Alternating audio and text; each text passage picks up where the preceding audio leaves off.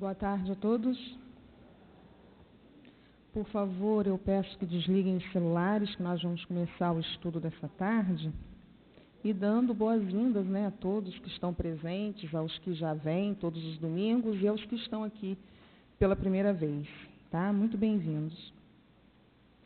Vamos então iniciar com a leitura do papelzinho, da página que foi entregue à porta, intitulada Com Kardec em Direção a Deus.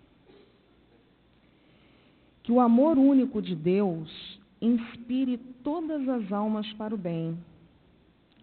Ouvir falar de Kardec, o codificador da doutrina espírita, é ouvir falar de alguém que soube trazer a mensagem do mundo espiritual para a Terra. Alguém que percebeu o ideário do mundo elevado e que, envolvendo o planeta em vibrações elevadas, procura trazer à humanidade a paz, o equilíbrio, a visão do mundo além da matéria. Enfim, o mundo espiritual. Quando nos recordamos de sua figura humana, sentimos que, homem comum aos olhos do mundo, ele soube ser diferente aos olhos dos bons espíritos e de Jesus. Trazendo a visão da espiritualidade, pôde mostrar à sociedade de então, como vem mostrando até os dias de hoje, o que ocorre nas cidades espirituais em torno do planeta e também as consequências dos nossos atos como encarnados. Muitos perguntam: e para que isto serve à humanidade? Outros indagam: serão verdadeiras as notícias que nos chegam através da chamada doutrina espírita? Responderemos afirmativamente: sim, são verdadeiras. Todos os homens capazes de perceber o mundo espiritual atestaram, pelas próprias percepções, a veracidade de que a vida continua e de que todos continuaremos a despeito de nossa crença ou da descrença que possuímos. Mais ainda, todos veremos os resultados objetivos, práticos, do progresso que fizemos ou deixamos de fazer. A reencarnação, tão pródiga em ensinamentos, igualmente nos mostra que deveremos crer equilibradamente na continuidade da vida. Olhemos para aqueles seres que sofrem, vejamos os que choram, auscultemos o coração daqueles que padecem a fome, a sede de justiça no dizer do Evangelho. Auscultemos o nosso coração para dizermos a nós mesmos que estamos sendo justos ou injustos para com Deus. Busquemos os corações dos fracos, dos oprimidos, dos cansados, dos sofridos, daqueles que choram pelas dores por que passam e que, voltando-se para Deus, dizem assim: meu Deus, abençoa-me. Abençoa-me na luta em que vivo, na luta em que me encontro. Abençoa-me, meu Deus. Perguntem a todos aqueles que já passaram pela viuvez, pela orfandade, pela perda dos seus entes queridos, os mais queridos, e que foram consolados pelas notícias do além, ou mesmo pela visão objetiva da continuidade da vida, e passarão a crer, porque o sentimento da fé assim o pedirá. Esqueçam aqueles que os tentam, dizendo que todas as comunicações, em verdade, a nada nem a lugar algum os conduzem. Conduzem, sim. Elas os conduzem ao equilíbrio, à visão da verdade espiritual, à confiança em Deus. Quanto àqueles que, por acaso, dentro de seus corações, tragam a negativa da vida e a descrença de Deus, deixem-nos. Eles viverão também. Eles caminharão até o dia em que encontrarem a verdade. Nesse dia dirão: ah, Deus, enfim creio. Por ora, são sofredores, são infelizes, são descrentes, são os que trazem a alma profundamente marcada pela ausência de paz. Felizes que somos todos nós, os que cremos, prosseguiremos ajudando aos que ainda não creem. Se, por uma razão qualquer, você se perguntar: de que valem todas essas mensagens? Para que servem? A resposta virá afirmativamente, para que em nosso coração tenhamos a plenitude de Deus.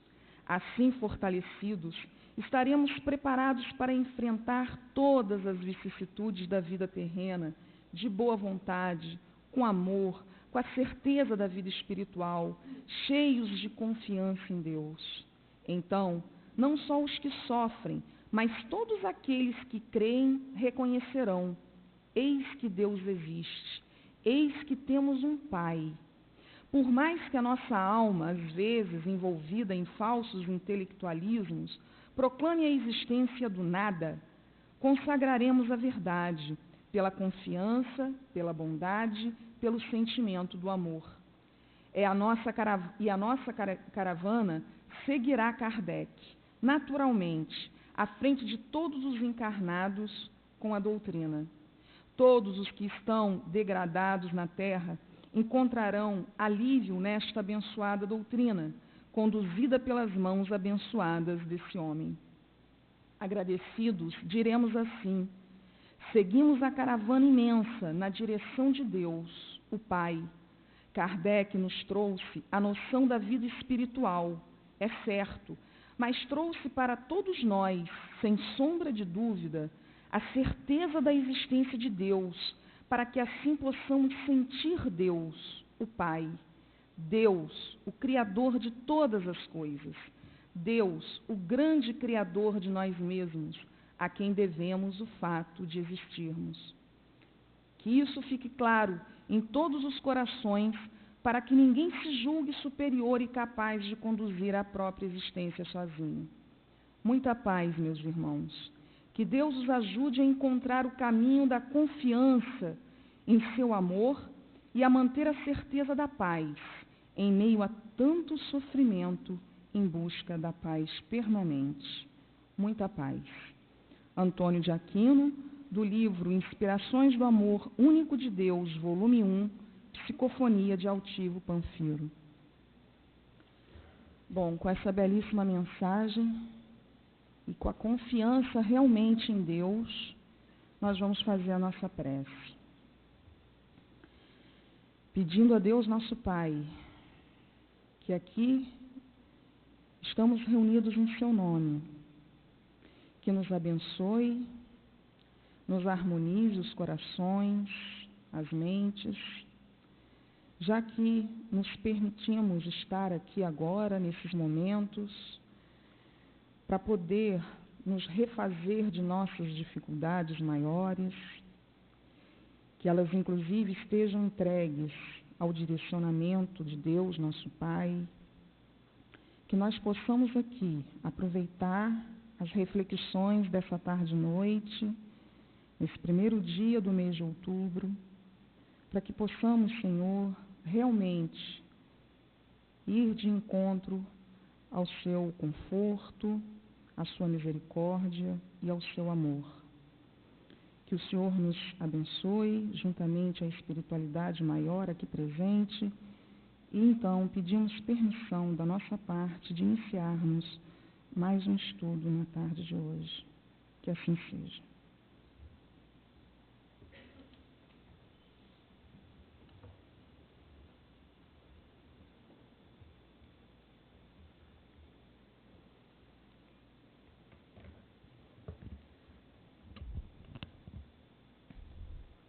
Muito boa tarde a todos, muita paz para os nossos corações. É sempre muita alegria de nossa parte estudar sobre Kardec, o nosso codificador, o organizador dessa doutrina santa, dessa doutrina consoladora, dessa verdade consoladora.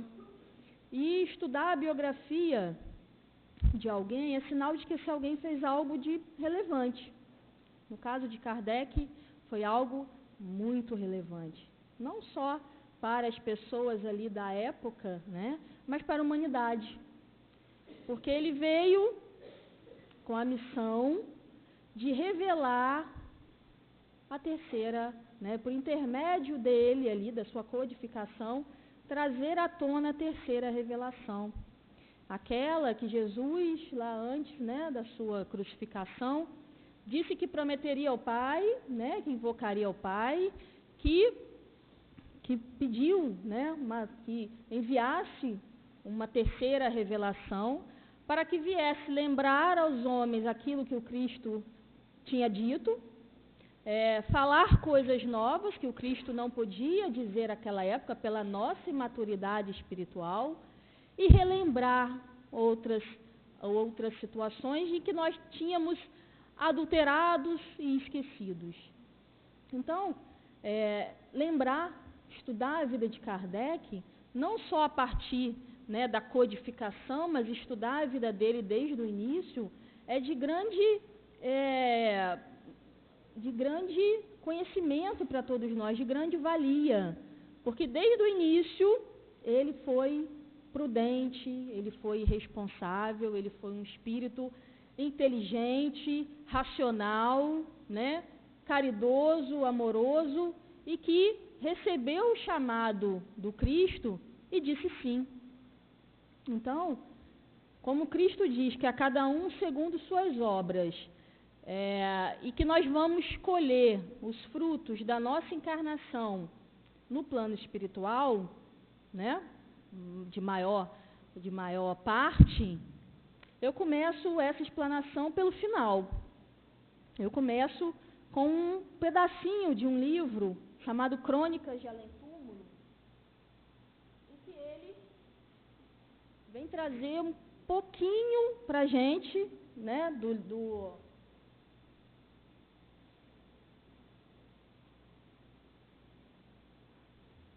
do espírito Humberto de Campos, psicografia de Chico Xavier, no capítulo que intitula-se O Grande Missionário. Ele vem trazer para a gente Kardec pós-desencarne, para a gente ter um pouquinho da noção de como foi valiosa e de como ele concluiu com êxito a sua missão aqui na Terra. Então, fala assim para a gente: conta-se que logo após a sua desencarnação, quando o corpo ainda não havia baixado ao Montmartre para descansar à sombra do dólmen dos seus valorosos antepassados, uma multidão de espíritos veio saudar o mestre no limiar do sepulcro.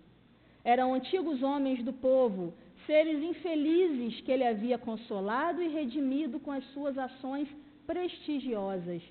E quando se entregavam às mais santas expansões afetivas, uma lâmpada maravilhosa caiu do céu sobre a grande assembleia dos humildes, iluminando-a com uma luz que, por sua vez, era formada de expressões do seu Evangelho segundo o Espiritismo, ao mesmo tempo que uma voz poderosa e suave dizia do infinito: Kardec, regozija-te com a tua obra.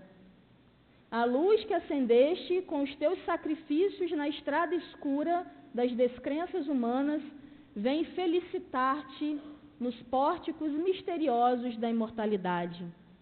O mel suave da esperança e da fé que derramaste nos corações sofredores da terra, reconduzindo-os para a confiança na minha misericórdia, hoje se entorna em tua alma, tua própria alma, fortificando-te para a claridade maravilhosa do futuro. No céu estão guardados todos os prantos que choraste e todos os sacrifícios que empreendestes. Alegra-te no Senhor, pois teus labores não ficaram perdidos. Tua palavra será uma bênção para os infelizes e desafortunados do mundo, e ao infinito influxo de tuas obras, a terra conhecerá o Evangelho no seu novo dia. Acrescenta-se, então, que grandes legiões de espíritos eleitos entoaram na imensidade um hino de hosanas ao homem que organizara as premissas do Consolador para o planeta terreno e que, escoltado pelas multidões de seres agradecidos e felizes, foi o Mestre, em demanda das esferas luminosas, receber a nova palavra de Jesus. Então, daí já consegue entender um pouco do tamanho da missão de Allan Kardec. Então, ali, quando diz, né, que o cristianismo estava num novo dia, ou seja, estava raiando um novo dia para o Evangelho. O Evangelho resgatado da sua origem, livre dos erros humanos. O Evangelho redivivo, mais vivo que nunca. A palavra do Cristo na sua integralidade, sem deturpações. Então, a missão de Kardec não foi fácil.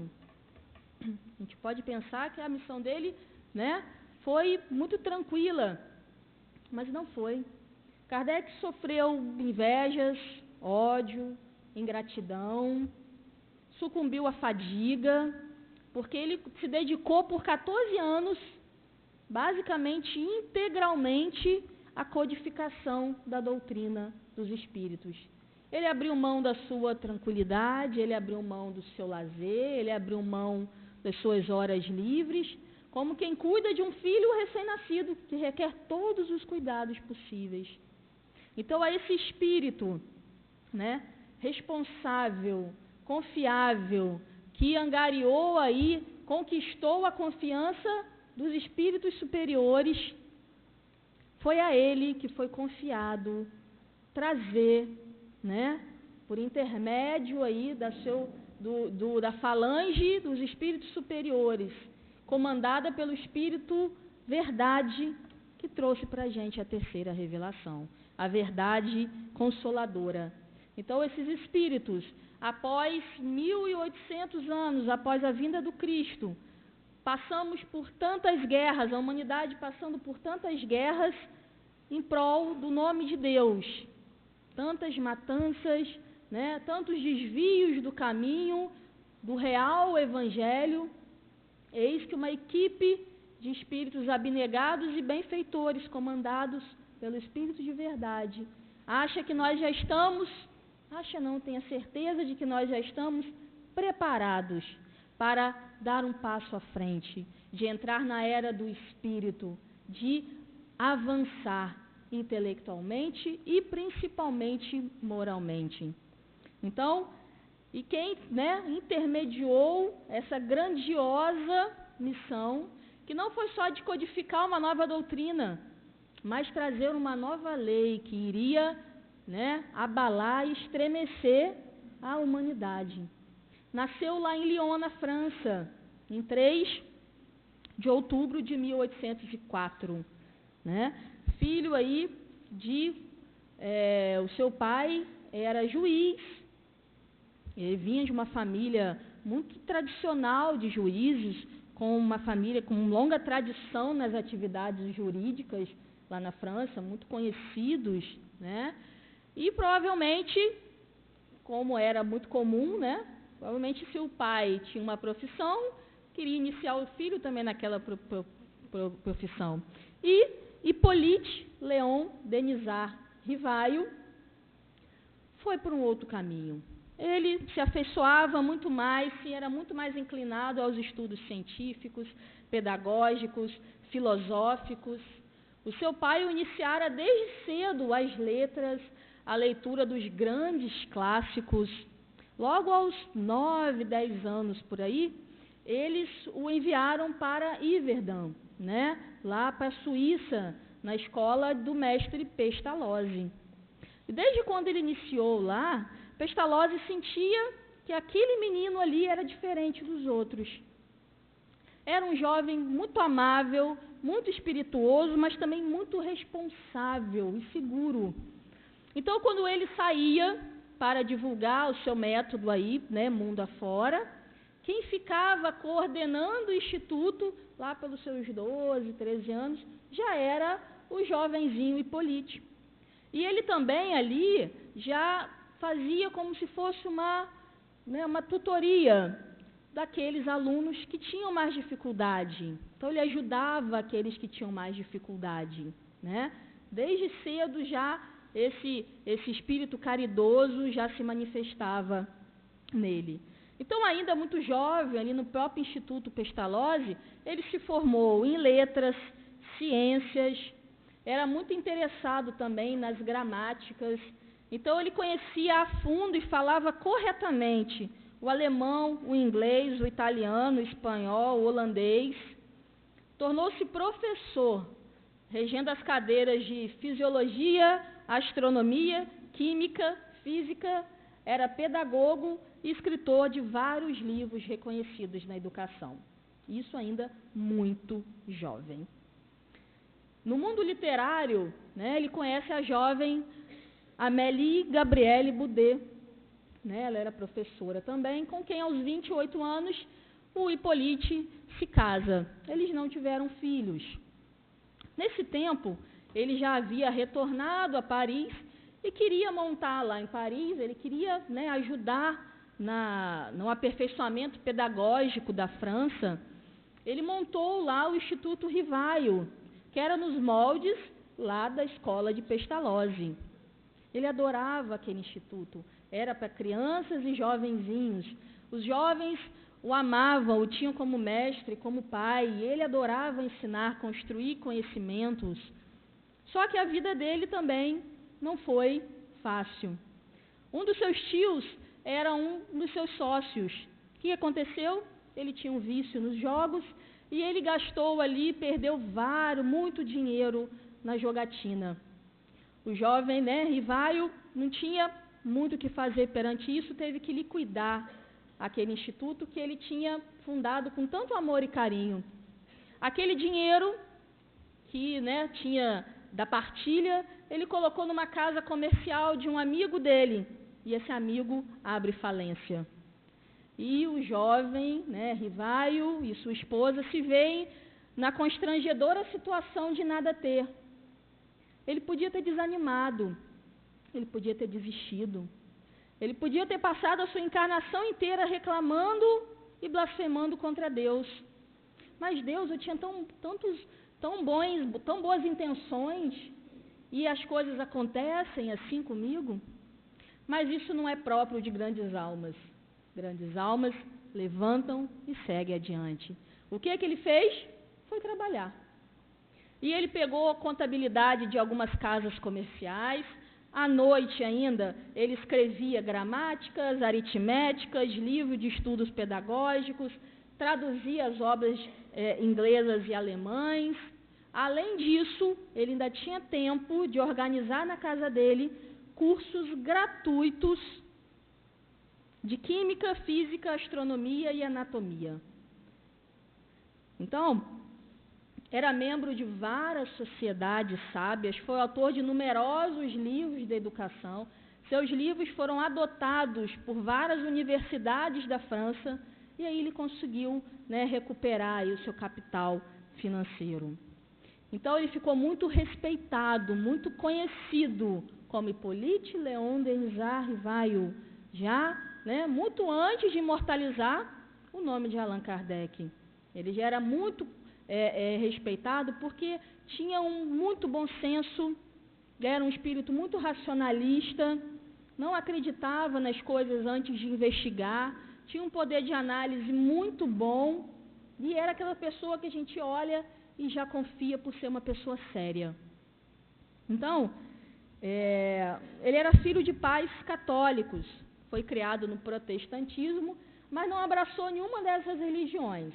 Ele não se afeiçoava à fé cega, à ortodoxia, e ele se considerava na posição ali de homem de análise, de livre pensador, O tempo passou. Aos 50 anos, Rivaio, foi comunicado, falou para ele um amigo, que era um amigo muito entusiasmado, falou com ele de umas mesas girantes. As mesas davam firula no céu, no teto, falavam, davam mensagens, andavam de um lado para o outro, giravam. E ele, como um cientista, um homem de análise, racionalista, pensou assim, gente, é possível isso, No dia que alguém me provar que uma mesa tem cérebro para pensar e nervo para sentir, eu posso até acreditar. Enquanto isso é história da carochinha. E o tempo passou. Aí depois esse mesmo amigo dele, o senhor Fortier, falou a mesma coisa.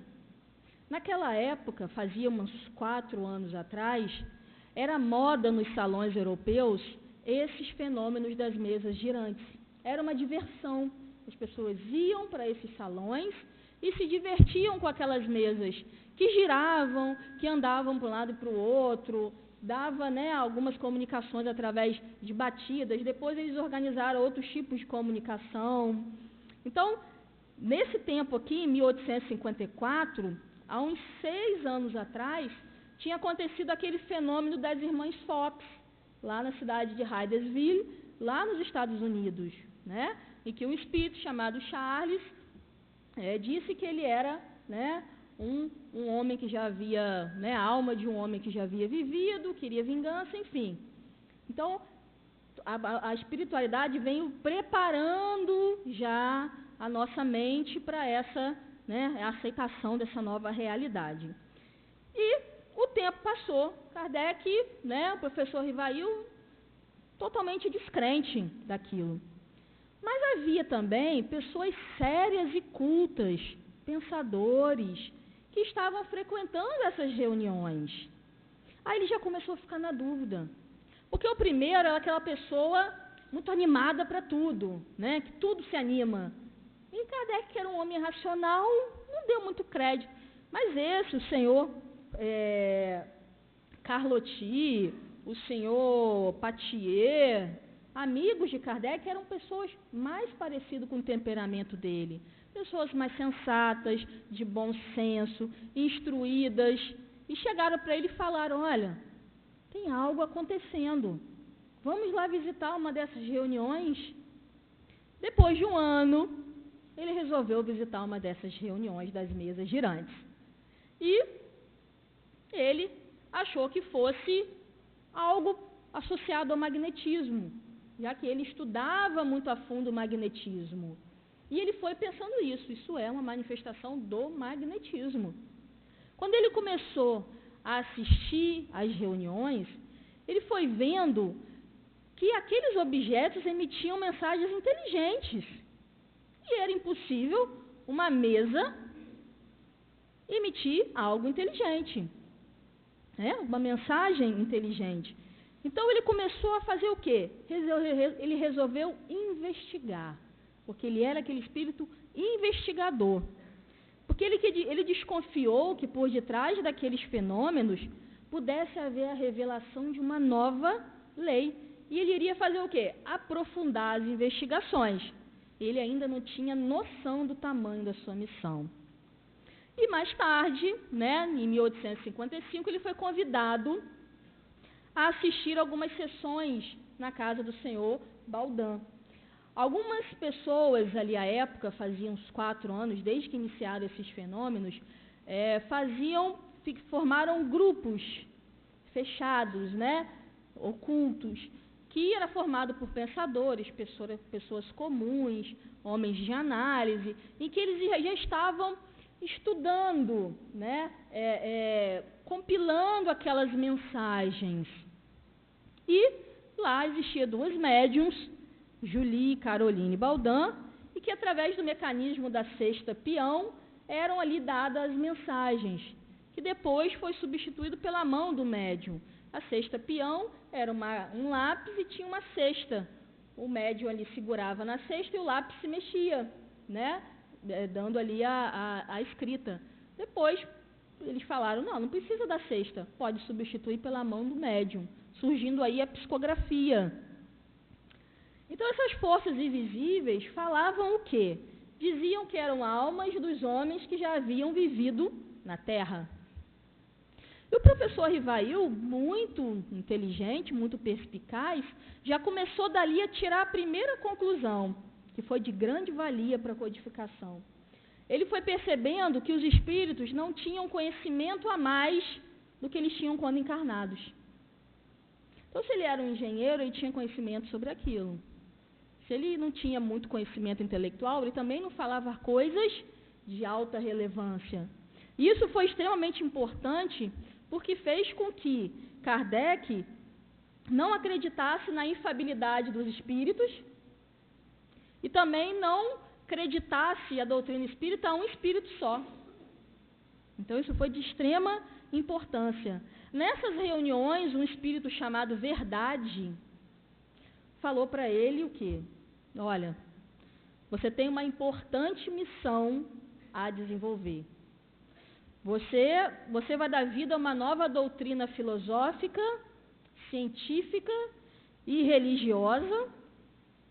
Kardec disse que ele não se achava um homem digno de uma tarefa de tal envergadura, mas se ele foi chamado, ele aceitaria aquela missão. Outro aprendizado para a gente, né? Quantas vezes nós somos chamados e negamos, achamos que não damos conta. Kardec também achou que não daria conta e deu. Ele se empenhou, né? E esse espírito disse que toda semana, por 15 minutos, estaria com ele, respondendo todas as perguntas. E aí o professor Rivail começou a observar todos os fatos, pesquisou cuidadosamente, não elabora uma teoria pré-concebida, ele quer, de todas as formas, descobrir as causas daquele fenômeno, o que estava por trás daqueles fenômenos.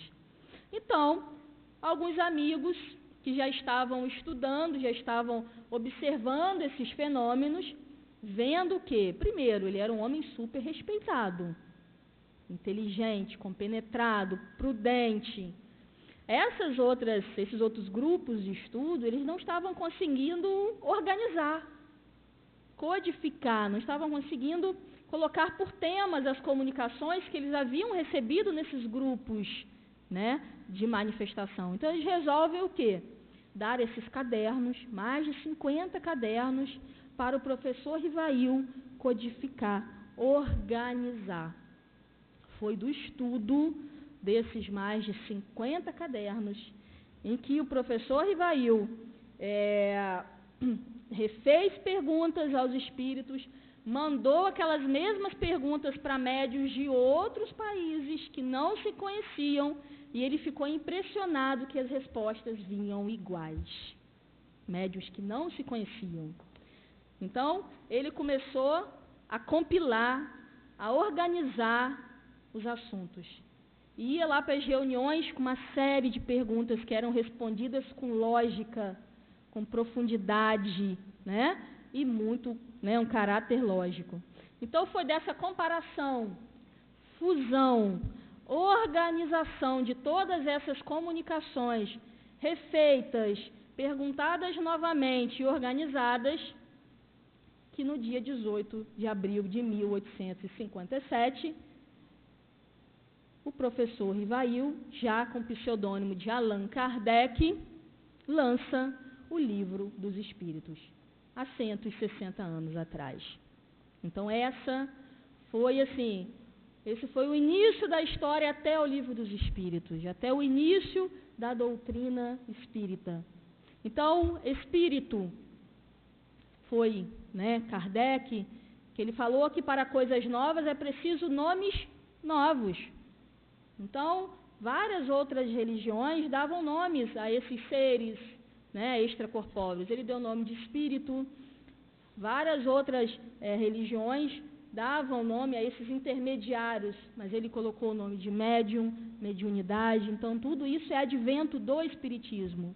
Não os espíritos, não a mediunidade, que isso já existe desde que mundo é mundo. Mas Kardec, né, nomeou esses nomes. E por que Allan Kardec? Nessas comunicações, um espírito amigo dele, chamado Z, né, ele se intitulou como espírito Z, ele disse que em uma encarnação lá nas Galhas francesas, eles haviam sido muito amigos, né, e que o nome dele era Allan Kardec. E ele resolveu colocar esse pseudônimo, né, nos seus livros. Para quê? Para diferenciar dos estudos que ele já fazia. Ele não queria que as pessoas comprassem o Livro dos Espíritos, se interessassem pela doutrina espírita, pela fama que ele já tinha como pedagogo, escritor. Queria diferenciar essas duas coisas. Então, a partir dali, surge Allan Kardec. E a partir daí ele não parou. Logo depois, ele lançou a Revista Espírita, em que por 12 anos consecutivos, todo mês, no dia 5 de todo mês, Kardec, né, lançava aquela revista espírita. Ele desencarnou no dia 31 de outubro. No dia 5 saiu a publicação daquele mês. Ou seja, não deixava para a última hora, né? Não deixava para a última hora. Ele sabia que ele tinha pouco tempo de vida, então ele não queria perder nenhum segundo para dar, né, em vitalidade e em esforço na codificação da doutrina espírita. Depois, no mesmo ano, ele fundou a Sociedade Parisiense de Estudos Espíritas, em que lá era estudado seriamente o espiritismo. Logo depois, em 1961, foi lançado o Livro dos Médiuns. Ou seja, se no Livro dos Espíritos a gente atesta, né, e confirma ali que existem os espíritos, no Livro dos Médiuns, Kardec vem trazendo para a gente como se dá esse mecanismo de comunicação. Se existem espíritos, esses espíritos vão querer se comunicar conosco, vão querer estar perto dos seus afetos, dos seus desafetos, vão interferir, influenciar. Como que isso acontece? Como se dá essa comunicação? Então, o Livro dos Médiuns, ele é um livro, né, que estuda a mediunidade. E logo após o lançamento do Livro dos Médiuns, aconteceu um ato que foi de extrema importância para a divulgação do espiritismo. Um livreiro lá da Espanha, ele solicitou a Kardec 300 livros, 300 exemplares do Livro dos Espíritos. E esses livros foram enviados, pagos ali todos os tributos, as taxas, né, alfandegárias. Só que o bispo lá de Barcelona, ele confiscou esses livros. Ele disse que esses livros poderiam perverter a moral e a religião dos outros países. Kardec poderia solicitar ali ao governo espanhol que liberasse, já que estava tudo, né, ok com as leis tributárias, mas foi orientado pelos espíritos a não fazer. Então, o que aconteceu? Esse bispo, ele em praça pública, né, ele colocou aqueles 300 livros, colocou aqueles carrascos com aquelas máscaras e tudo, e queimou esses livros em praça pública. Como os espíritos dizem, queimam-se os livros, mas não queimam os espíritos. O que aconteceu? Atiçou o que nós temos muito dentro de nós, a curiosidade.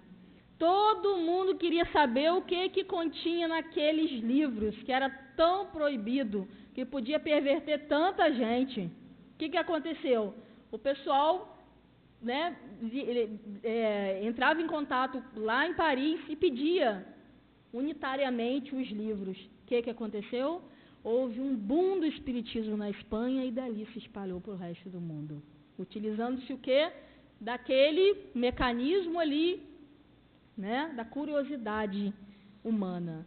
Então, logo depois ele lança o Evangelho segundo o Espiritismo, que é o código moral da vida, né, o nosso roteiro seguro, é o Evangelho ali explicado, né, por os espíritos superiores. Logo depois ele lança o Céu e o Inferno. Algumas pessoas dizem que não acreditam em espíritos porque ninguém nunca voltou de lá para contar como é que é, porque nunca leu o Céu e o Inferno. Se leu o Céu e o Inferno, vai ver que eles voltaram sim. E ali o livro O Céu e o Inferno, um livro que a gente estuda pouco, né? Nos traz nitidamente a lei de ação e reação, a semeadura e a colheita, as obras de cada um. Então, ali tem espíritos felizes no plano espiritual, infelizes, os criminosos arrependidos. E é uma lição para a gente, por quê? Porque a semeadura ela é opcional, mas a colheita é obrigatória. Semeou, vai colher. Então, eles vêm falando para a gente assim, olha, aí na Terra eu não perdoava, eu era inflexível, eu, né, feria as pessoas com as minhas palavras, eu não dava oportunidade para ninguém. E olha hoje aqui como eu sofro. É um roteiro. E os felizes, ele vem dizendo que, olha só, amei muito, fui uma pessoa condescendente, utilizei da indulgência, da misericórdia, cresci, evoluí e estou numa posição espiritual muito melhor. Porque céu e inferno é estado de espírito, a gente já aprendeu isso. Não existe uma região circunscrita. Quando eu estou no dia bom, eu digo que eu estou no céu. Quando tudo está dando errado, eu digo que eu estou no inferno. Então, o céu e o inferno é aqui na Terra mesmo. E logo depois, em 1868, ele publica a Gênese, um livro muito importante, né, de base mais científica, que também, lá mais no final, ele vem trazer para a gente o quê? Os milagres do Cristo com a explicação racional e lógica da doutrina espírita. Tudo de bom para a gente. E, em 31 de março de 1869, após esse trabalhador infatigável, ele acordava às 4h30 da manhã, ia dormir muito tarde, respondia a centenas de correspondências, atendia a direção da Revista Espírita, da Sociedade Parisiense de Estudos Espíritas, organizava o espiritismo, preparava suas obras particulares, que era da onde adivinha o seu dinheiro, para o seu sustento material. Além disso, visitou mais de 20 países divulgando a doutrina espírita. Ele fez tudo isso em 14 anos. Então, esse homem, que por várias vezes sucumbiu à fadiga, mas ele sabia que ele tinha pouco tempo e ele queria dar o seu máximo. Ele veio a desencarnar, vítima, os livros dizem, de uma ruptura, de um aneurisma. E ele desencarnou como sempre viveu, trabalhando. Lá na sua lápide está escrito a célebre frase dele: nascer, morrer, renascer e progredir sempre, tal é a lei. Então, nesses 14 anos, ele se consagrou à existência e à codificação do Espiritismo. Que nós não desonremos o esforço de Kardec. Para nós estarmos todo domingo aqui, abrindo o livro dos Espíritos, estudando, nos consolando, conhecendo profundamente as leis de Deus, alguém lá atrás fez muito esforço para que isso fosse possível hoje, de uma forma tranquila para nós. Então, que não desonremos o esforço de Kardec, que possamos sempre estudar. E o que a doutrina espírita traz para a gente de consolador? Primeiro, que ela nos apresentou um pai bom, generoso, justo, que a gente tinha ainda a ideia daquele pai austero, que se vingava dos seus filhos, que tinha raiva. Nos fez tirar o Cristo da cruz e trouxe para dentro dos nossos corações. Nos apresentou Jesus como nosso companheiro de jornada, como nosso guia, como nosso amigo de todas as horas. Nos trouxe a consolação de saber que os nossos entes queridos e amados não se perderam, que esse amor não se extinguiu, que continuamos nos comunicando, interagindo. Quantos de nós levantam pela manhã e tem forças para caminhar porque crê nessas verdades? Quem sofreu aí a perda de um ente querido, de um filho, que levanta todo dia tendo certeza dessa verdade consoladora, de que esse amor não se perde, de que podemos ajudar e somos ajudados por esses entes queridos. Então, essa consolação do Espiritismo, ela é de grande valia para os nossos corações. O exercício da mediunidade com Jesus, a gente lembra de Chico, quantas mães ele consolou, quantas pessoas ele fez o quê? Retomar a vontade de viver. Lá no livro dos Espíritos diz que o Espiritismo ele é um antídoto da loucura e do suicídio. Quantos que hoje se suicidam se tivesse a real noção de que a vida continua, de que vamos viver só que em outra dimensão, de que vamos carregar as nossas dores para onde fomos, que o corpo é perecível, mas o espírito é imortal. Então, as verdades consoladoras trazidas pelo Espiritismo, né, é de grande valia e consolo para os nossos corações. Que possamos a cada dia mais estudar, nos aprofundar, porque estudando as leis de Deus, estamos estudando a nós mesmos. Que as leis de Deus não estão escritas na nossa consciência. Cada vez que eu mergulho em mim, eu consigo encontrar mais Deus agindo, né, no meu dia a dia, agindo em mim, espírito. Então, essa é um pouquinho da vida e obra de Allan Kardec, né, o codificador da nossa doutrina espírita, dessa doutrina santa. Muita paz a todos, né, que assim seja.